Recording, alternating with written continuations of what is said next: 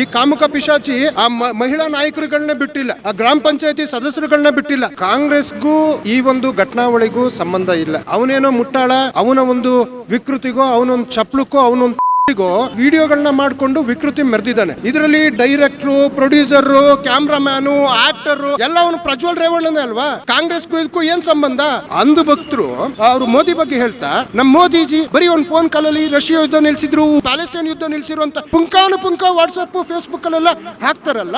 ಯಾಕೆ ಇದೆ ಮೋದಿಜಿ ಬರೀ ಒಂದು ಸಿಂಗಲ್ ಫೋನ್ ಕಾಲ್ ಅಲ್ಲಿ ಪ್ರಜ್ವಲ್ನ 2 ನಿಮಿಷ ಕರ್ಕೊಂಡ್ಬಂದು ನಿಲ್ಲಿಸಬಹುದಲ್ಲ? ಪೊಲೀಸ್ ಜೊತೆ ಒಬ್ಬ ಕಳ್ಳ ಇದ್ರೆ ಅಷ್ಟು ಧೈರ್ಯವಾಗಿ ಓಡಾಡ್ತಿದ್ರೆ ಪೊಲೀಸ್ಗೆ ಗೊತ್ತಿರಲ್ಲ ಅವ್ನ್ ಕಳ್ಳ ಇದನೋ ಇಲ್ವಾ ಅಂತ ಹೇಳ್ಬಿಟ್ಟು. ಅದಾಗ ಅವ್ರ ಅಪ್ಪ ಅಮ್ಮ ಬರ್ತಾರೆ, ಅಯ್ಯೋ ನನ್ನ ಮಗ ಬಹಳ ಅಪಪ್ರಚಾರಗಳಾಗಿದೆ, ಅವರು ಅದಕ್ಕೆ ತೇಪೆ ಹಾಕುವಂತ ಕೆಲಸ ಮಾಡ್ತಾರೆ. ಇದೇ ನರೇಂದ್ರ ಮೋದಿ ಅವ್ರ ವಿಷಯ ಗೊತ್ತಿದ್ದು ಹಮಾರ ಹಾಸನ್ ಲೋಕಸಭಾ ಪ್ರಜ್ವಲ್ ರೇವಣ್ಣ ಅಂದಿದ್ರು. ರೇವಣ್ಣ ಅಂತಾನು ಪ್ರೊನೌನ್ಸ್ ಮಾಡೋದಕ್ಕೆ ಬಂದಿರಲಿಲ್ಲ, ಅವರೇ ಕೈ ಎತ್ತಿದ್ದು. ಹಂಗೆ ಕೈ ಎತ್ತಿಸ್ಬಿಟ್ಟು ಹೊರದೇಶಕ್ಕೆ ಕಳಿಸಿದ್ದಾರೆ. ಹಾಸನ ಸಂಸದ ಪ್ರಜ್ವಲ್ ರೇವಣ್ಣ ಅಶ್ಲೀಲ ವಿಡಿಯೋ ಪ್ರಕರಣ ದಿನಕ್ಕೊಂದು ಟ್ವಿಸ್ಟ್ ಅನ್ನ ಪಡೆದುಕೊಳ್ತಾ ಇದೆ. ದೇವರಾಜ ಗೌಡ ಅವರು ಮೊದಲು ಆರೋಪವನ್ನ ಮಾಡಿದ್ರು, ಜೊತೆಗೆ ನಾನು ವಿಡಿಯೋವನ್ನ ರಿಲೀಸ್ ಮಾಡಿಲ್ಲ, ಕಾಂಗ್ರೆಸ್ನವರು ರಿಲೀಸ್ ಮಾಡಿದ್ದಾರೆ, ಅದರಲ್ಲೂ ಮಹಾನ್ ನಾಯಕ DKC ರಿಲೀಸ್ ಮಾಡಿದ್ದಾರೆ ಅಂತ ಹೇಳ್ತಾ ಇದ್ದಾರೆ. ಬಟ್ ಕಾಂಗ್ರೆಸ್ನವರು ಹೇಳ್ತಾ ಇರೋದು ವಿಡಿಯೋ ರಿಲೀಸ್ ಮಾಡಿದ್ರ ಹಿಂದೆ ಕಾಂಗ್ರೆಸ್ನ ಪಾತ್ರ ಇಲ್ಲ ಅಂತ. ಅದೆಲ್ಲದರ ಮಧ್ಯ ದೇವರಾಜೇಗೌಡ ಅವರು ಮಹಿಳೆಯೊಬ್ಬರ ಮೇಲೆ ಲೈಂಗಿಕ ದೌರ್ಜನ್ಯ ಎಸಗಿದ್ದಾರೆ ಅನ್ನುವಂತಹ ವಿಚಾರ ಕೂಡ ಬೆಳಕಿಗೆ ಬಂದಿದೆ. ಸೊ ಇದೆಲ್ಲದರ ಬಗ್ಗೆ ಮಾತನಾಡೋದಕ್ಕೆ KPCC ವಕ್ತಾರರಾದಂಥ HD ದರ್ಶನ್ ಅವರು ನನ್ನ ಜೊತೆಗಿದ್ದಾರೆ. ಸೊ ಅವರನ್ನ ಮಾತಾಡಿಸ್ತಾ ಹೋಗ್ತೀನಿ. ಸರ್, ತಮ್ಮ ಹೆಸರು?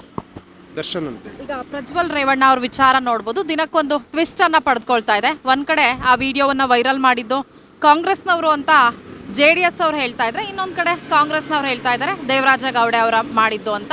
ಸೊ ಅದೆಲ್ಲದರ ಮಧ್ಯೆ ನಿನ್ನೆ ದೇವರಾಜೇಗೌಡ ಅವರದ ವಿಡಿಯೋ ಕೂಡ ವೈರಲ್ ಆಗಿದೆ, ಜೊತೆಗೆ ಸಂತ್ರಸ್ತೆ ಕೂಡ ಒಂದು ಸ್ಟೇಟ್ಮೆಂಟ್ ಕೊಟ್ಟಿದ್ದಾರೆ, ಅವರಿಂದ ಲೈಂಗಿಕ ದೌರ್ಜನ್ಯ ಆಗಿದೆ ಅಂತ. ಸೊ ಈ ಎಲ್ಲ ಬೆಳವಣಿಗೆಗಳನ್ನ ನೋಡಿದಾಗ ಏನ್ ಅನ್ಸುತ್ತೆ ಸರ್? ನೋಡಿ, ಕಾಂಗ್ರೆಸ್ಗೂ ಈ ಒಂದು ಘಟನಾವಳಿಗೂ ಸಂಬಂಧ ಇಲ್ಲ. ಕಾಂಗ್ರೆಸ್ಸಿಗಿರುವಂಥ ಸಂಬಂಧ ಅಂದರೆ ಇವಾಗ SIT ರಚನೆ ಮಾಡಿದೆ, ಯಾರು ತಪ್ಪಿತಸ್ಥರಿದ್ದಾರೆ. ಯಾಕೆ ಅಂತಂದರೆ ಇದು ಕುಮಾರಸ್ವಾಮಿಯವರ ಒಂದು ಬಾಲಿಶ ಹೇಳಿಕೆಗಳು ಮತ್ತು ಅವರ ಏನೋ ದಿನ ಬೆಳಗಾದರೆ ಬಂದು ಪ್ರೆಸ್ಗಳ ಮುಂದೆ ಮಾತನಾಡುವಂಥದ್ದು ನೋಡಿದರೆ ತನಿಖೆ ದಿಕ್ಕು ತಪ್ಪಿಸೋದಕ್ಕೋ ಅಥವಾ ಈ ವಿಚಾರಗಳನ್ನ ಡೈವರ್ಟ್ ಮಾಡೋದಕ್ಕೋ ಅವ್ರು ಹುಡುಕಾಟ ಮಾಡ್ತಾ ಇದ್ದಾರೆ ಏನೋ ಅಂತ ಕಾಣುತ್ತೆ.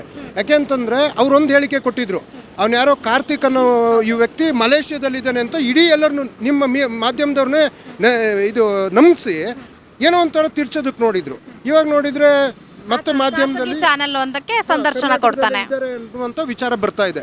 ಸೊ ಹಾಗಾಗಿ ಆಮೇಲೆ ಮೊರೆವರ್ ಈ ಪ್ರಜ್ವಲ್ ರೇವಣ್ಣ ಅನ್ನೋ ಕೇಸ್ ಏನಿದೆ ಇದು ಬಹಳ ಗಂಭೀರವಾದ. ಪ್ರತಿದಿನ ಸಂತ್ರಸ್ತರು, ಯಾಕೆಂದರೆ ಕುಮಾರಸ್ವಾಮಿ ಅವರು ಅದನ್ನೂ ಚಾಲೆಂಜ್ ಮಾಡಿದ್ರು, ಯಾರು ಸಂತ್ರಸ್ತರಿಲ್ಲ, ಏನು ಸುಮ್ಮನೆ ಲೆಕ್ಕಗಳು ಕೊಡ್ತಾ ಇದ್ರ, ಏನೋ ಒಂದು ಸುಮ್ಮನೆ ಹೇಳ್ತಾ ಇದ್ರ ಅಂತ ಒಂದು ಆರೋಪ ಮಾಡ್ತಿದ್ದಾರೆ ಸರ್. ಸಂತ್ರಸ್ತೆಯರು ಯಾರು ಕೂಡ ತಾವಾಗೆ ಬಂದು ದೂರು ಕೊಡ್ತಾ ಇಲ್ಲ, ಪೊಲೀಸರ ಮೂಲಕ ಅವರಿಗೆ ಬೆದರಿಕೆ ಹಾಕ್ಲಾಗ್ತಾ ಇದೆ ಅಂತ. ಮೇಡಮ್, ನೀವೊಬ್ರು ಹೆಣ್ಮಗಳು, ಉದಾಹರಣೆ ನಾ ಹೇಳುವಂಥದ್ದು. ಸೊ ಇಲ್ಲಿ ಏನಾಗ್ತದೆ, ಒಂದು ಹೆಣ್ಣಿನ ಮಾನ, ಪ್ರಾಣ, ಬದುಕು, ಶೀಲ ಮತ್ತು ಘನತೆ, ಕುಟುಂಬ, ಬಂಧು ಬಳಗ, ಅಣ್ಣ ತಮ್ಮ, ಅಕ್ಕ ತಂಗಿ, ಸಮಾಜ, ಇದನ್ನೆಲ್ಲದನ್ನೂ ಆಕೆ ಯೋಚನೆ ಮಾಡಬೇಕಾಗ್ತದೆ. ಅವನೇನೋ ಮುಟ್ಟಾಳ, ಅವನ ಒಂದು ವಿಕೃತಿಗೋ, ಅವನೊಂದು ಚಪ್ಲಕ್ಕೋ, ಅವನೊಂದು ತೆವಲಿಗೋ ಇವ್ರುಗಳನ್ನ ಬೇರೆ ಬೇರೆ ರೀತಿಯಲ್ಲಿ, ಯಾಕೆಂದರೆ ಈ ಪ್ರಕರಣದಲ್ಲಿ ಬರ್ತಾ ಇರ್ತಕ್ಕಂಥದ್ದು ಕೆಲವ್ರಿಗೆ ಪೋಸ್ಟಿಂಗು, ಕೆಲವ್ರಿಗೆ ಟ್ರಾನ್ಸ್ಫರು, ಕೆಲವ್ರಿಗೆ ಕಾಮಗಾರಿ, ಕೆಲವ್ರಿಗೆ ಇನ್ನು ಅದು ರಸ್ತೆ ಅಭಿವೃದ್ಧಿನೋ, ಇನ್ನು ಕೆಲವ್ರಿಗೆ ಅನುದಾನ ಅನ್ನೋ ಲೆಕ್ಕದಲ್ಲೋ ಯಾವುದ್ಯಾವುದೋ ವಿಚಾರಗಳಲ್ಲಿ ಕರೆಸ್ಕೊಂಡು ಅವ್ರನ್ನ ಮೈಂಡ್ ವಾಶ್ ಮಾಡೋ, ಬ್ಲಾಕ್ ಮೇಲ್ ಮಾಡೋ, ತನ್ನ ತೃಷೆಗೆ ಈತ ಬಳಸ್ಕೊಂಡು ಅದ್ರ ಜೊತೆಗೆ ವಿಡಿಯೋಗಳನ್ನ ಮಾಡಿಕೊಂಡು ವಿಕೃತಿ ಮೆರೆದಿದ್ದಾನೆ. ಸೊ ಹೆಣ್ಮಕ್ಳ ಸುಲಭಕ್ಕೆ ಯಾರೇ ಆದರೂ, ನಾನು ನಿಮಗೆ ಉದಾಹರಣೆ ಸಮೇತ ಕೊಟ್ಟೆ. ಬಟ್ ಅಲ್ಟಿಮೇಟ್ಲಿ ಏನು ಅಂತಂದರೆ, ಇದು SIT ರಚನೆಯಾಗಿ ಸಹಾಯವಾಣಿಯನ್ನು ಅವರು ಕೊಟ್ಟಿದ್ದಾರೆ. ಧೈರ್ಯವಾಗಿ ಹೆಣ್ಮಕ್ಳು, ಯಾಕೆಂತಂದರೆ ತಪ್ಪು ಭಾಳ ಗೌರವದಂಥ ತಪ್ಪು ನಡೆದಿದ್ರು ನೀವು ಯಾವುದನ್ನೇ ಭಯ ಪಡೆದೇನೆ ಧೈರ್ಯವಾಗಿ ಬಂದು ಅವರ ವಿರುದ್ಧ ಕುಮಾರಸ್ವಾಮಿ ಅವರು ಹೇಳ್ತಾ ಇದ್ರೆ ತಪ್ಪು ನಡೆದಿದ್ರೆ ಪ್ರಜ್ವಲ್ ರೇವಣ್ಣ ಅವ್ರಿಗೆ ಶಿಕ್ಷೆ ಆಗಲಿ, ಬಟ್ ಈ ಒಂದು ಏನು SIT ಟೀಮ್ ಇದೆ, ಸೊ ಅದ್ರ ಬಗ್ಗೆ ನನಗೆ ನಂಬಿಕೆ ಇಲ್ಲ, ಸಿದ್ದರಾಮಯ್ಯ ಇನ್ವೆಸ್ಟಿಗೇಷನ್ ಟೀಮ್ ಅಥವಾ ಅದು ಶಿವಕುಮಾರ್ ಇನ್ವೆಸ್ಟಿಗೇಷನ್ ಟೀಮ್ ಅಂತ ಹೇಳ್ತಿದ್ದಾರೆ. ಜೊತೆಗೆ ರಾಜ್ಯ ಸರ್ಕಾರ ಹಾಗೆ ಒಕ್ಕಲಿಗ ಲೀಡರ್ಗಳ ಮೇಲೂ ಕೂಡ ಸತತವಾಗಿ ವಾಗ್ದಾಳಿಯನ್ನು ನಡೆಸ್ತಾ ಇದ್ದಾರೆ.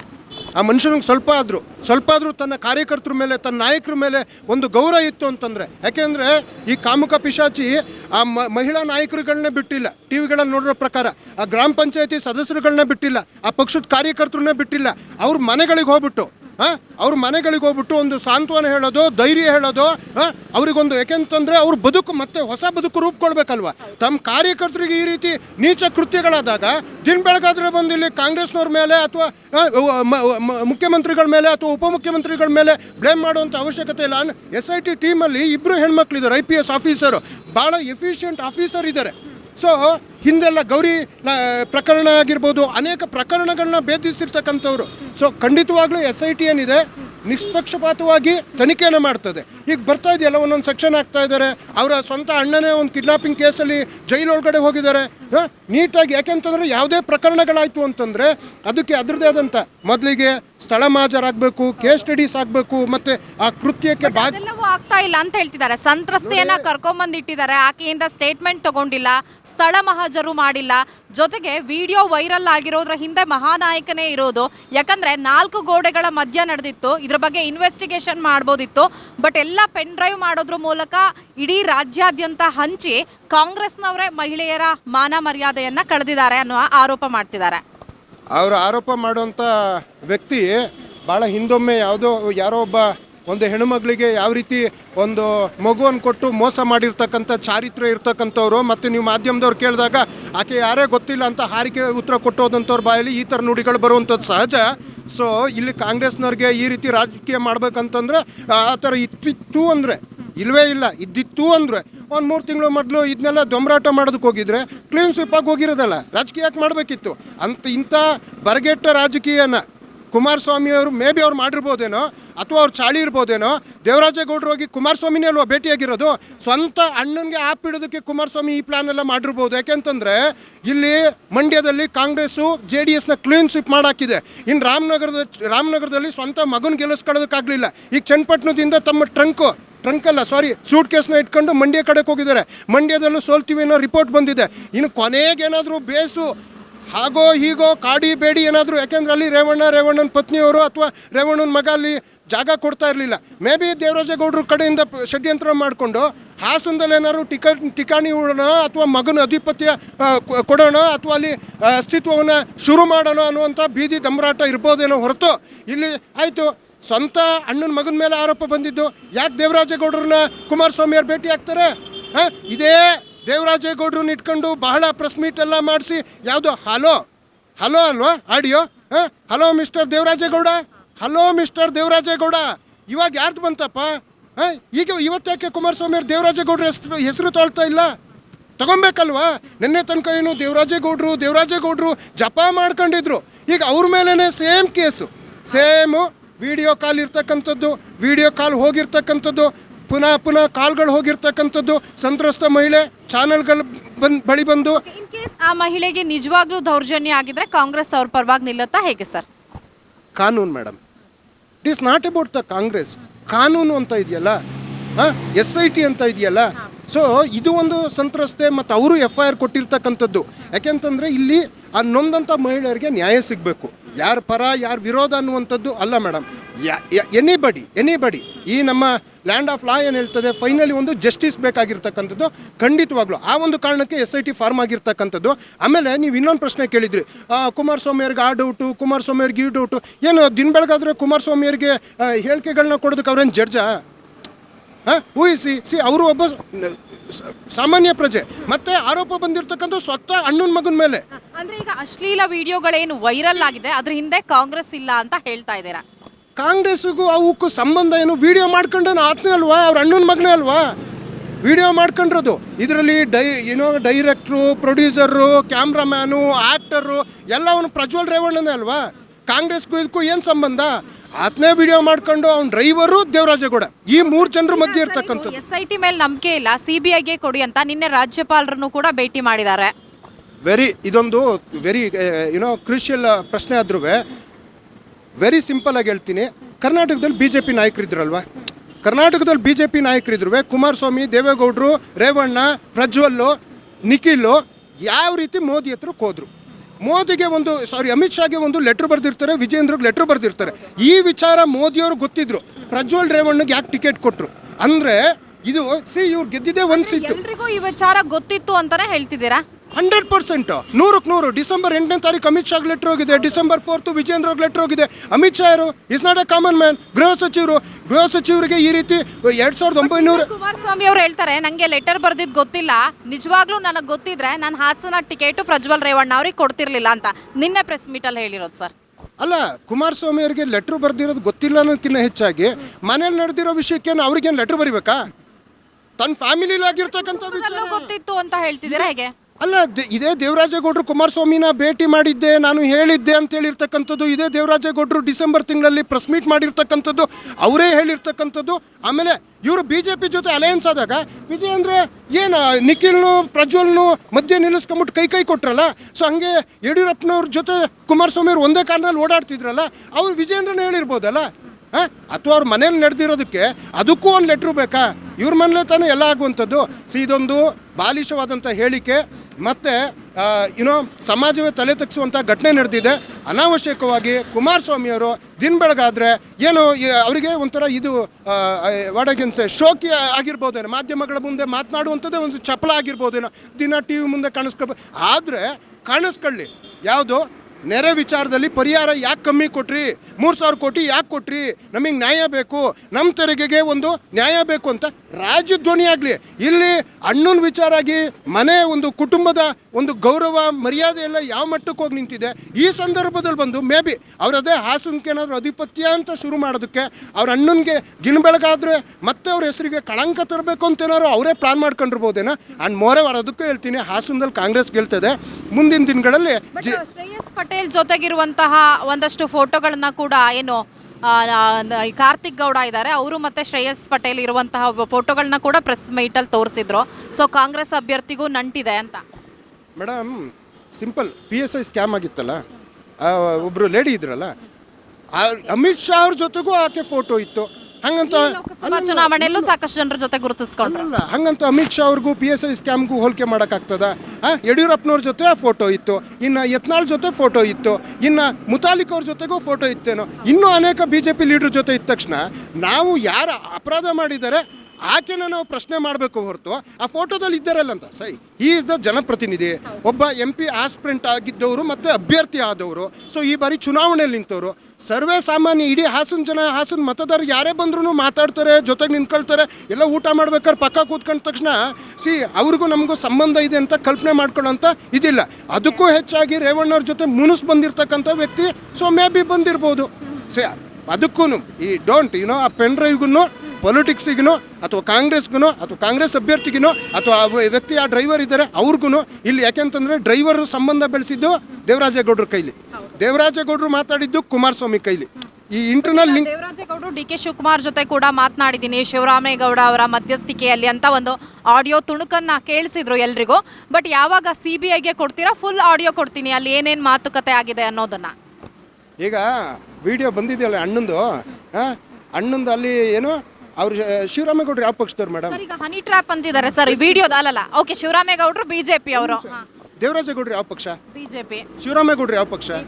ಕಾಂಗ್ರೆಸ್ನವ್ರ ಮನೆಗೆ ಹಾಕಿ ಬರ್ತಾರೆ. BJP ಅವ್ರದ್ದು ಕೇಂದ್ರದಲ್ಲಿ BJP ಸರ್ಕಾರನೇ ಇರೋದಲ್ವಾ.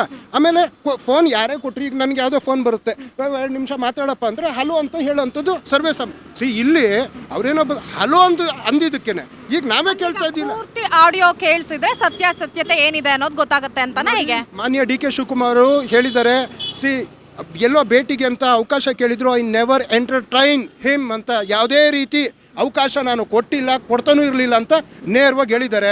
ಸೊ ಇವಾಗ ಯಾಕೆಂತಂದರೆ ಗಡಿಬಿಡಿನಲ್ಲಿ ಅದು ಇನ್ನೊಂದು ವೆರಿ ಇದೇನಂತಂದರೆ ಮೈಕ್ ಇದೆಯಲ್ಲ, ಕುಮಾರಸ್ವಾಮಿ ಅವ್ರದ್ದು ಸುದ್ದಿಗೋಷ್ಠಿನಲ್ಲೂ ಅದೇ ಮೈಕ್ ಬರುತ್ತೆ. ಸೊ ಈ ಮನುಷ್ಯ ಮಾತಾಡ್ಬೇಕಾದ್ರು ಅದೇ ಸ್ಪೀಕರ್ ಬರ್ತದೆ. ಸೊ ಇದೇ ನನಗೆ ಆಶ್ಚರ್ಯ, ಏನು ಅಲ್ಲಿಂದ ಇಲ್ಲಿಗೆ ಇಷ್ಟು ನೀಟಾಗಿ ಪಾಸ್ ಆಗ್ತವಂತ. ಆ ಒಂದು ಹಲೋ ಅನ್ನೋ ವಿಚಾರ ಇಟ್ಕೊಂಡು ಕುಮಾರಸ್ವಾಮಿಗಳು 1.25 ಗಂಟೆ ಪ್ರೆಸ್ ಮೀಟ್ ಮಾಡ್ತಾರೆ, ಆಯ್ತಾ? So this all internal links. So ಇದು ದೇವರಾಜೇಗೌಡ ಅವರ ವಿಡಿಯೋ ಬಗ್ಗೆ ಮಾತಾಡ್ತಾ ಇದ್ರಲ್ಲಿ ಅವ್ರು ಹೇಳ್ತಾರೆ ಅದು ಹನಿ ಟ್ರ್ಯಾಪ್ ಅಂತ. ಹನಿ ಟ್ರ್ಯಾಪು ಅಂತ ಅವ್ರು ಹೇಳಿ, ಬೇರೆಯವ್ರದ್ದು ಹಂಗಿದ್ರೆ ಮನಿ ಟ್ರ್ಯಾಪಾ? ಬೇರೆಯವ್ರದ್ದು ಹಂಗಿದ್ರೆ ಮನಿ ಟ್ರ್ಯಾಪಾ? ಬೇರೆಯವ್ರ ಮನೆ ಅಲ್ಲ, ಸ್ತ್ರೀ ಕುಲ, ಗೌರವ, ಭಾರತ ಏನೇನೋ ಇದೇ ವ್ಯಕ್ತಿ ಮಾತಾಡ್ತಿದ್ದವರು. ಸೊ ನಾನು ನ್ಯಾಯ ಕೊಡಿಸ್ತೀನಿ, ಮತ್ತೊಂದು ಮಾಡ್ತೀನಿ ಅಂತ ವಾಯ್ಸು ಆತಂದೆ. ಮುಖನೂ ಆತಂದೆ, ವಿಡಿಯೋದಲ್ಲಿ ಇರೋದು ಆತನೇ. ಇದರಲ್ಲಿ ನಟನೂ ಅವರೇ, ಪ್ರೊಡ್ಯೂಸರು ಅವರೇ, ನಿರ್ದೇಶಕರು ಅವರೇ, ಬಲಿಪಶು ಆಗಿರ್ತಕ್ಕಂಥದ್ದು ಒಂದು ಹೆಣ್ಮಕ್ಳಲ್ವಾ. ಆತನಿಗೇನು ಶಿಕ್ಷೆ ಆಗುತ್ತೋ ಅದೇ ಶಿಕ್ಷೆ ಈತನಿಗೂ ಆಗಬೇಕು. ಕಾನೂನು ದೃಷ್ಟಿನಲ್ಲಿ ಎಲ್ಲರೂ ಒಂದು ತಾವು ಬಚಾವ್ ಆಗಬೇಕು ಅಂತ ಹೇಳ್ಬಿಟ್ಟು ಈ ಒಂದು ವಿಚಾರಗಳನ್ನ ಡೈವರ್ಟ್ ಮಾಡೋದನ್ನ ಬುದ್ಧಿವಂತಿಕೆಯನ್ನು ತೋರಿಸೋದಕ್ಕೆ. ಯಾಕೆಂದರೆ FIR ಆಗಿದೆಯಲ್ಲ ಒಳನರಸೀಪುರದಲ್ಲಿ.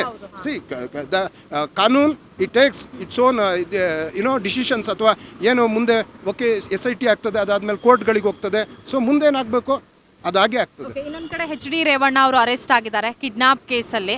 ಸೊ ಎಲ್ಲ ಒಂದು ಕಡೆ ಮಗನನ್ನ ಬಚಾವ್ ಮಾಡೋಕೆ ಹೋಗಿ ರೇವಣ್ಣ ಅವರು ಅರೆಸ್ಟ್ ಆದ್ರು ಅಂತ ಅನ್ಸುತ್ತಾ, ಹೇಗೆ ಸರ್?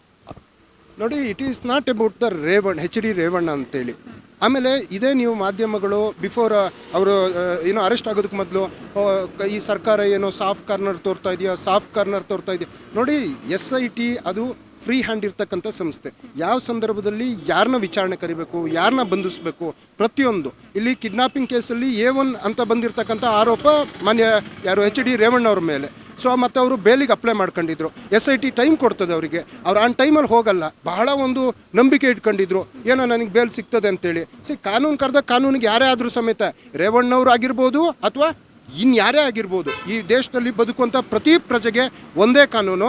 ಸೊ ಕಾಂಗ್ರೆಸ್ ಪಕ್ಷ ಈ ಒಂದು ಕೇಸ್ನಲ್ಲಿ ವೆರಿ ನಿರ್ದಾಕ್ಷಿಣ್ಯವಾಗಿ ತಪ್ಪಿತಸ್ಥರು ಯಾರಿದ್ದಾರೆ ಅವರಿಗೆ ಶಿಕ್ಷೆ ಕೊಡೋದಕ್ಕೆ SITಗೆ ಫ್ರೀ ಹ್ಯಾಂಡ್ ಕೊಟ್ಟಿದೆ. Definitely efficient police officers. So ಇದನ್ನು ನಿಷ್ಪಕ್ಷಪಾತವಾಗಿ ತನಿಖೆ ಮಾಡಿ ತಪ್ಪಿತಸ್ಥರು ಯಾರಿದ್ದಾರೆ ಅವರಿಗೆ ಶಿಕ್ಷೆ, ಮತ್ತು ಯಾರು ಅನ್ಯಾಯಕ್ಕೆ ದೌರ್ಜನ್ಯಕ್ಕೊಳಗಾಗಿದ್ದಾರೆ ಅವ್ರಿಗೊಂದು ನ್ಯಾಯ ಕೊಡಿಸುವಂಥ ಇದೊಂದು ಕೇಸ್ ಇದೆಯಲ್ಲ, ಒಂದು ಐತಿಹಾಸಿಕ ತೀರ್ಪು ಬರಬಹುದು ಇನ್ ಫ್ಯೂಚರ್ಲಿ ಅಂತ ನನ್ನ ಭಾವನೆ. ಸರ್, ಈಗ 23ಕ್ಕೆ ಏನು ವಿಡಿಯೋ ವೈರಲ್ ಆಗುತ್ತೆ, 26ಕ್ಕೆ ಪ್ರಜ್ವಲ್ ರೇವಣ್ಣ ಅವರು ನಾಪತ್ತೆ ಆಗ್ತಾರೆ, ವಿದೇಶಕ್ಕೆ ಹೋಗ್ತಾರೆ. ಇವತ್ತು 10ನೇ ತಾರೀಕು ಇನ್ನೂ ಕೂಡ ಪತ್ತೆ ಆಗಿಲ್ಲ. ಸೊ ಎಲ್ಲೊಂದು ಕಡೆ ಪ್ರಜ್ವಲ್ ರೇವಣ್ಣ ಅವರು ಪತ್ತೆ ಆಗದೆ ಇಲ್ಲದೆ ಇರೋದ್ರಿಂದ ಹಿನ್ನಡೆ ಆಗ್ತಾ ಇದೆಯಾ SITಗೆ ಇನ್ವೆಸ್ಟಿಗೇಷನ್ ಮಾಡೋದಕ್ಕೆ? No, you are wrong. Video leak ಅಂತ ಬಂದಿರೋದು 25th. ಊಹಾಪೋಹಗಳು. ಆಮೇಲೆ ಅವರು ಯಾರು ದೇವರಾಜೇಗೌಡ ಪ್ರೆಸ್ ಮೀಟು, ಅವರು ರೇವಣ್ಣವ್ರ ಮೇಲೆ ಹಾರು ಬೀಳೋದು ಇವೆಲ್ಲ ಕಾಮನ್ ಆಗಿತ್ತು. ಆದ್ರೆ 6 ತಿಂಗಳ ಹಿಂದೆಯಿಂದಾನೇ ಅವ್ರು ಮಾತಾಡ್ತಾ ಇದ್ರು. ಇಂಟರ್ನಲ್ ಫೈಟ್ ಇದ್ದಿದ್ದು, ಸೊ ಅಥವಾ ಇಂಟರ್ನಲ್ ಲೆಟ್ರ್ ಹೋಗಿದ್ದು ಅದೊಂದು ಕಡೆ ಆಯಿತು. ಅದಾದಮೇಲೆ ಕರ್ನಾಟಕದ ಒಂದು ಮಾಧ್ಯಮ ಬಿಟ್ಟರೆ ಬೇರೆ ಯಾವ ಮಾಧ್ಯಮಗಳು ಸುದ್ದಿ ಮಾಡಲ್ಲ. ಯಾಕೆಂತಂದ್ರೆ ಮೇ ಬಿ ಗಂಭೀರ ಅಂತಂದ್ರು, ಯಾರು ಗಂಭೀರವಾಗೂ ಪರಿಗಣಿಸಲ್ಲ. ಇತ್ತು ಈ ಒಂದು ಆಯ್ತು, CM ಅವರ ಟ್ವೀಟ್ ಬಂದ ತಕ್ಷಣ ಸ್ಟೇ ವೆಕಟ್ ಆಯ್ತಾ? ಇಲ್ಲ, ಅಧಿಕೃತ ಅಂತ ಆಯ್ತು. ಇವಾಗ ಯಾವುದೋ ಒಂದು ಪ್ರತಿಷ್ಠಿತ ಕುಟುಂಬ ಅಂದ ತಕ್ಷಣ ಯಾರ್ದೋ ಮಾತನ್ನ ಕೇಳ್ಕೊಂಡು ಸುದ್ದಿಯನ್ನ ಮಾಡೋಕ್ಕಾಗಲ್ಲ. CM ಅಂದ ತಕ್ಷಣ ಅಧಿಕೃತ, ಹಾಗಾಗಿ ಎಲ್ಲಾ ಮಾಧ್ಯಮಗಳು ಸುದ್ದಿಯನ್ನ ತೆಗೆದುಕೊಂಡ್ವು. I am not blaming, I got lot of respect on media. ಆದರೆ ಮೀಡಿಯಾಗಳು ಸಮೇತ ಒಂದು ಸಾಧ್ಯನಾ, ಹೌದಾ, ಆಗುತ್ತಾ? 2900 ವಿಡಿಯೋ ಅಂದ ತಕ್ಷಣ ಎಲ್ರಿಗೂ ಹೌದಾ ಅಷ್ಟೊಂದು ಶಾಕ್ ಅಂತ ಒಂದು ಸನ್ನಿವೇಶ ಆಗಿತ್ತು. ಆದರೆ 27ನೇ ತಾರೀಕು ಸುಮಾರು 9 ಗಂಟೆ ಸಂದರ್ಭದಲ್ಲಿ ಮಾನ್ಯ CM ಅವರು ಒಂದು ಟ್ವೀಟ್ ಹಾಕಿದ ತಕ್ಷಣ, so I really appreciate including your channel, ಕರ್ನಾಟಕದ ಪ್ರತಿಯೊಂದು ಮಾಧ್ಯಮನೂ ಒಟ್ಟಿಗೆ ನಿಂತು ಈ ಹೆಣ್ಣುಮಕ್ಕಳ ಧ್ವನಿಯಾಗಿ ನಿಂತಿರ್ತಕ್ಕಂಥದ್ದಕ್ಕೆ ಮಾಧ್ಯಮಗಳಿಗೆ ಧನ್ಯವಾದ ಹೇಳ್ತಾ. ಪ್ರಜ್ವಲ್ ರೇವಣ್ಣ ಎಲೆಕ್ಷನ್ ದಿನ ಇಲ್ಲೇ ಇರ್ತಾನೆ. 25ಕ್ಕೆ ಅದು ಬಂತು ಅಂತ ಕೇಳ್ತೀವಿ, 26ಕ್ಕೆ ಬಂದ್ಬಿಟ್ಟು ಬೆಳ್ಳಿಂಗ್ ತೋರಿಸ್ತಾರೆ, ಬೆಳ್ಳಿಂಗ್ ಹೋಗ್ತಾರೆ, ಆಮೇಲೆ ವೋಟ್ ಮಾಡ್ತಾರೆ, ಮಾಧ್ಯಮಗಳ ಮುಂದೆ ಬರ್ತಾರೆ, ಸ್ಟೇಟ್ಮೆಂಟ್ ಕೊಡ್ತಾರೆ. ಪೊಲೀಸ್ ಜೊತೆ ಒಬ್ಬ ಕಳ್ಳ ಇದ್ರೆ ಅಷ್ಟು ಧೈರ್ಯವಾಗಿ ಓಡಾಡ್ತಿದ್ರೆ ಪೊಲೀಸ್ಗೆ ಗೊತ್ತಿರಲ್ಲ ಅವ್ನು ಕಳ್ಳ ಇದನೋ ಇಲ್ವಾ ಅಂತ ಹೇಳ್ಬಿಟ್ಟು. ಈತ ಬಂದು ಧೈರ್ಯವಾಗಿ ಅಂಥ ಒಂದು ಭೀಮತ್ಸ್ಯ ಕೃತ್ಯಗಳನ್ನ ಮಾಡಿ ಆರಾಮ್ಸೆ ಬಂದು ಮಾತಾಡ್ತಾರೆ ಅಂತಂದರೆ, ಅದಾಗ ಅವ್ರ ಅಪ್ಪ ಅಮ್ಮ ಬರ್ತಾರೆ, ಅಯ್ಯೋ ನನ್ನ ಮಗ ಬಹಳ ಸಾಚ, ಅಪಪ್ರಚಾರಗಳಾಗಿದೆ, ಅವರು ಅದಕ್ಕೆ ತೇಪೆ ಹಾಕುವಂಥ ಕೆಲಸ ಮಾಡ್ತಾರೆ. ಆಮೇಲೆ I come to the point, ಯಾವ FIR ಆಗಿರಲ್ಲ. ಸುಮ್ಮನೆ ಒಬ್ಬನ ಯಾವುದೇ ಈ ಕಾನೂನಲ್ಲಿ ಸುಮ್ಮನೆ ಯಾರನ್ನೂ ಆಗಲ್ಲ. ಒಂದೋ ಸಂತ್ರಸ್ತೆಯರು ಕಂಪ್ಲೇಂಟ್ ಕೊಡಬೇಕಾಗ್ತದೆ. ಎಸ್, ನಮ್ಮ ಮಹಿಳಾ ಆಯೋಗಕ್ಕೆ ಕಂಪ್ಲೇಂಟ್ ಕೊಟ್ಟ ತಕ್ಷಣ ಇಮಿಡಿಯೇಟ್ಲಿ ಅದು ಯಾರು ಕಮಿಷನರ್ ಹತ್ರ ಹೋಗ್ತದೆ. ಅದಾದಮೇಲೆ ನಮ್ಮ ಸರ್ಕಾರಕ್ಕೆ ಗೊತ್ತಾದ ಆನ್ ಟೈಮೇ ಆ ರಾತ್ರಿ ಸಂದರ್ಭದಲ್ಲೇ SIT ಫಾರ್ಮ್ ಆಗ್ತದೆ. ಆಯ್ತಾ? ಅಷ್ಟರೊಳಗಾಗ್ಲೇನೆ ಈತ ವಿದೇಶಕ್ಕೆ ಹೋಗ್ತಾನೆ. ವಿದೇಶಾಂಗ ಸಚಿವರು ಯಾರು? ಸರ್ಕಾರ ಇದೇ ಇತ್ತು, ನೀವೇ ಹಿಡಿಬಹುದಿತ್ತಲ್ಲ ಅಂತ ಹೇಳ್ತಾರೆ. Madam, logic is very simple. FIR ಆಗಿದೆಯಾ? ಒಂದು, ಆತ ಇಲ್ಲೇ ಆರಾಮ್ಸೆ ಓಡಾಡ್ಕೊಂಡಿದ್ದ. 2, FIR ಆಗಿ SIT ಫಾರ್ಮ್ ಆಗಿರ್ತಕ್ಕಂಥದ್ದು 27ರ ರಾತ್ರಿ. ಈತ 26ನೇ ತಾರೀಕು ಹೋಗಿದ್ದಾನೆ ಬಿಫೋರ್ FIR. ಸೊ ಹೋದ್ಮೇಲೆ ಆಯಿತು. ಈ ಒಂದು ನಿಜವಾಗ್ಲೂ ಈ ತನಿಖೆಯಲ್ಲಿ ಸಪೋರ್ಟ್ ಮಾಡಬೇಕಾಗಿದ್ದವರು ಮಾನ್ಯ ಅಮಿತ್ ಶಾ ಅವರು. ಅಮಿತ್ ಶಾ ಅವ್ರಿಗೆ ಲೆಟ್ರ್ ಹೋಗಿದೆ ಬಿಫೋರ್ 4 ಮಂತ್. ಯಾಕೆ ಕರ್ನಾಟಕ ಸರ್ಕಾರಕ್ಕೆ ಒಂದು ಲೆಟ್ರ್ ಬರೀಲಿಲ್ಲ? ಯಾಕೆ ಕರ್ನಾಟಕ ಸರ್ಕಾರಕ್ಕೆ ವಿಜಯೇಂದ್ರ ಅವ್ರು ಲೆಟ್ರ್ ಬರೀಲಿಲ್ಲ? ಆ ಲೆಟ್ರು ಗೌಪ್ಯ ಲೆಟ್ರು, ಸೀಕ್ರೆಟ್ ಲೆಟ್ರ್ ಅಂತ ಬರೀತಾರೆ. ಆ ಸೀಕ್ರೆಟ್ ಲೆಟ್ರ್ ಆಗಿರೋದ್ರಿಂದ, ಇಂಥ ಘನಘೋರ ದುರಂತ ಆಗಿರೋದ್ರಿಂದ ಒಬ್ಬ ಗೃಹ ಸಚಿವರಾದವರು ಯಾಕೆ ಕರ್ನಾಟಕ ರಾಜ್ಯ ಸರ್ಕಾರಕ್ಕೆ, ಅಥವಾ ಇವಾಗೇನೋ CBI ಅಂತಾರಲ್ಲ, ಅವತ್ತೇನೋ ಏನು ಮಾಡ್ತಿದ್ರು? ಸೆಂಟ್ರಲ್ ಗೌರ್ಮೆಂಟೇ ತಾನೇ, ಅಧಿಕೃತ ಗೃಹ ಸಚಿವರು ತಾನೇ, ಅವ್ರಿಗೆ ಲೆಟ್ರ್ ಹೋಗ್ತದೆ ತಾನೇ, ಎಂಕ್ವೈರಿ ಮಾಡ್ಬೋದಿತ್ತಲ್ಲ, ಅವತ್ತೇನೆ ಮಾಡಲಿಲ್ಲ. ಆಯಿತು, ವಿಮಾನ ನಿಲ್ದಾಣ ಯಾರು ಸುಪರ್ದಿಗೆನಲ್ಲಿ ಬರ್ತದೆ? ಯಾರು ಸುಪರ್ದಿಗೆನಲ್ಲಿ ಬರ್ತದೆ? ಸೊ ಅದಾದಮೇಲೆ ಪಾಸ್ಪೋರ್ಟು ಯಾರು ಸುಪರ್ದಿಗೆಗೆ ಬರ್ತದೆ? ಅದಾದಮೇಲೆ ವೀಸಾ ಯಾರು ಸುಪರ್ದಿಗೆಗೆ ಬರ್ತದೆ? CM ಪತ್ರ ಕೂಡ ಬರೆದಿದ್ರು, ಅದು ಕ್ಯಾನ್ಸರ್ ಕೂಡ ಬಂತು. 96 ಕಂಟ್ರೀಸಿಗೆ ಬ್ಲೂ ಕಾರ್ನರ್ ನೋಟಿಸ್ನ ಜಾರಿ ಮಾಡಿರ್ತಕ್ಕಂಥದ್ದು ನಾವು ಕೇಳ್ತಾ ಇದ್ದೀವಿ. CM ಅವರು ಸಮೇತ ಹೇಳಿದ್ದಾರೆ. ಇಷ್ಟಾಗೂ ಸಮೇತ ಆಯಿತು ಮೇಡಮ್, ವೆರಿ ಸಿಂಪಲ್ಲು. ಈಗ ನಮ್ಮನ್ನೆಲ್ಲ ಬ್ಲೇಮ್ ಮಾಡ್ತಾರಲ್ಲ, ಬರೀ ಒಂದು ಫೋನ್ ಕಾಲಲ್ಲಿ, ಅಂದರೆ ಅಂಧಭಕ್ತರು ಅಂತ ಇದ್ದಾರೆ ನಮ್ಮ ಸಮಾಜದಲ್ಲಿ. ಅಂಧಭಕ್ತರು ಅವರು ಮೋದಿ ಬಗ್ಗೆ ಹೇಳ್ತಾ, ನಮ್ಮ ಮೋದಿಜಿ ಬರೀ ಒಂದು ಫೋನ್ ಕಾಲಲ್ಲಿ ರಷ್ಯಾ ಯುದ್ಧ ನಿಲ್ಲಿಸಿದ್ರು, ಉಕ್ರೇನ್ ಯುದ್ಧ ನಿಲ್ಲಿಸಿರು, ಇಸ್ರೇಲ್ ಯುದ್ಧ ನಿಲ್ಲಿಸಿರು, ಪ್ಯಾಲೆಸ್ತೈನ್ ಯುದ್ಧ ನಿಲ್ಲಿಸಿರು ಅಂತ ಪುಂಖ ವಾಟ್ಸಪ್ಪು ಫೇಸ್ಬುಕ್ಕಲ್ಲೆಲ್ಲ ಹಾಕ್ತಾರಲ್ಲ. ಯಾಕೆ ಇದೆ ಮೋದಿಜಿ ಬರೀ ಒಂದು ಸಿಂಗಲ್ ಫೋನ್ ಕಾಲಲ್ಲಿ ಪ್ರಜ್ವಲ್ನ 2 ನಿಮಿಷ ಕರ್ಕೊಬಂದು ನಿಲ್ಲಿಸ್ಬೋದಲ್ಲ? ಲಾಜಿಕಬಲ್ ಕ್ವಶನ್. ಬಟ್ ಆದ್ರೂ ಐ ಆಮ್ ಸೇಯಿಂಗ್, ವಿದೇಶಾಂಗ ಸಚಿವರು, ವಿಮಾನಯಾನ ಸಚಿವರು, ಗೃಹ ಸಚಿವರು, ದೇಶದ ಘನವೆತ್ತ ಪ್ರಧಾನಿಗಳು ಗೌರವಪೂರ್ವಕವಾಗಿ, ಯಾಕೆಂತಂದರೆ ಭಾರತ್ ಮಾತಾ ಕಿ ಜೈ ಅನ್ನೋದಕ್ಕಿಂತ ಭಾರತ ಮಾತೆಯರನ್ನ ರಕ್ಷಣೆ ಮಾಡಬೇಕಲ್ವ. ಈಗ ಭಾರತ ಮಾತೆಯರು ಬಹಳ ಮಾತಾಡ್ತಾ ಇದ್ರಲ್ವಾ ಈ ಹೆಣ್ಮಕ್ಳ ಬಗ್ಗೆ, ಅಥವಾ ಎಲ್ಲಿ ಹುಬ್ಳಿ ಘಟನೆ ಬಗ್ಗೆ. ಇವರೆಲ್ಲ ಹಿಂದೂ ಹೆಣ್ಮಕ್ಳಲ್ವಾ? ಇವರೆಲ್ಲ ನಮ್ಮ ತಾಯಂದ್ರಲ್ವಾ? ಸೊ ಹಾಗಾಗಿ ದಯವಿಟ್ಟು ಕೇಂದ್ರ ಸರ್ಕಾರ ಇವತ್ತು ಕುಮಾರಸ್ವಾಮಿ ಇಲ್ಲಿ ನಿಂತ್ಕೊಂಡು ಇಲ್ಲಾಕೆ ಪ್ರೆಸ್ ಮೀಟ್ ಮಾಡಿ ಇಲ್ಲಾಕೆ ಬ್ಲೇಮ್ ಮಾಡ್ತಾ ಇದ್ದಾರೆ? ಅವ್ರ ಅಂಗಪಕ್ಷ ಅಲ್ವಾ, NDA ಅಭ್ಯರ್ಥಿ ಅಲ್ವಾ? ಇದೇ ನರೇಂದ್ರ ಮೋದಿಯವ್ರ ವಿಷಯ ಗೊತ್ತಿದ್ದು ಹಮಾರ ಹಾಸನ್ ಲೋಕಸಭಾ ಕಾ ಪ್ರಜ್ವಲ್ ರೇವಣ್ಣ ಅಂದಿದ್ರು. ರೇವಣ್ಣ ಅಂತಲೂ ಪ್ರೊನೌನ್ಸ್ ಮಾಡೋದಕ್ಕೆ ಬಂದಿರಲಿಲ್ಲ. ಅವ್ರಿಗೆ ವಿಷಯ ಗೊತ್ತಿದ್ದು ಅವರೇ ಕೈ ಎತ್ತಿದ್ದು, ಹಾಗೆ ಕೈ ಎತ್ತಿಸ್ಬಿಟ್ಟು ಹೊರದೇಶಕ್ಕೆ ಕಳಿಸಿದ್ದಾರೆ. ಬಟ್ ಫೈನಲಿ ಅವರ SIT ಟೀಮ್ ಡೆಫಿನೆಟ್ಲಿ ಅವ್ರನ್ನ ಕರ್ಕೊಂಬರೋದಕ್ಕೆ, ಯಾಕೆಂದರೆ ಗೃಹ ಸಚಿವರು ಹೇಳಿದ್ದಾರೆ, ಮುಖ್ಯಮಂತ್ರಿಗಳು ಹೇಳಿದ್ದಾರೆ, ಉಪಮುಖ್ಯಮಂತ್ರಿಗಳು ಹೇಳಿದ್ದಾರೆ. ಎಷ್ಟು ದಿನ ತಪ್ಪಿಸ್ಕೊಬೋದು? ಎಂತೆಂಥವ್ರನ್ನ ಹಿಡ್ಕೊಂಬಂದಾರೆ ಕರ್ನಾಟಕ ಪೊಲೀಸು. ಎಂತೆಂಥವ್ರನ್ನ, ಯಾರೋ ರವಿ ಪೂಜಾರಿ ಅಂತೆ, ಬನ್ನಂಜೆ ರಾಜ ಅಂತೇಳಿ ಎಂತೆಂಥವ್ರನ್ನೂ ಎಳ್ಕೊ ಬಂದಿದ್ದಾರೆ. ಇಡೀ ದೇಶದಲ್ಲಿ ನಂಬರ್ 1 ಪೊಲೀಸ್ ಆಫೀಸರ್ಸು. ಕುಮಾರಸ್ವಾಮಿಗಳು ಧೃತಿಗೆಡೋದು ಬೇಕಾಗಿಲ್ಲ SIT ಈ ತನಿಖೆ ವಿಚಾರದಲ್ಲಿ. ಡೆಫಿನೆಟ್ಲಿ ಪೊಲೀಸ್ನವರು ಇದಕ್ಕೆ ಕಠಿಣ ಕ್ರಮ ತಗೊಳ್ಳುವಂಥದ್ದು ಮತ್ತು ತಪ್ಪಿತಸ್ಥರಿಗೆ ಶಿಕ್ಷೆ ಕೊಡುವಂಥ ಕೆಲಸವನ್ನು ಖಂಡಿತವಾಗ್ಲೂ ಮಾಡ್ತಾರೆ. Okay sir, thank you. Thank you.